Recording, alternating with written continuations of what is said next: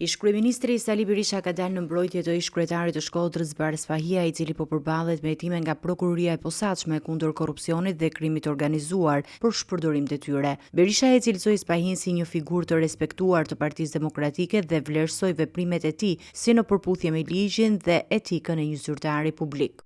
Kurse Baris Fahia shkon në Span dhe ka zbatuar ligjin, ka mbrojtur kodin e një zyrtari i cili nuk mund të pranoj delinkuent në administrat. Pra, ai proces na bën nder të gjithëve ne, dhe i bën nder Shkodrës dhe çdo qytetar. Në të njëjtën kohë, Berisha paralajmëroi publikun për një dosje të rëndë që sipas tij përfshin kryebashkiakun aktual të Shkodrës Benet Beci dhe që mbahet peng nga kryeministri Edi Rama.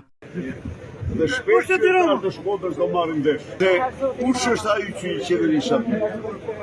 Se përfaqëson bashkiaku i Dobraçit. Do ta mësojnë shumë shpejt. Ju jap fjalën, do ta qytetarët të Shkodrës do mësojnë shumë shpejt. Se përfaqëson Beci i Dobraçit. Tani e vërteta është që ka një dosje të merësisht të ramë për Benet Becin, me cilin e man peng Edi Rama.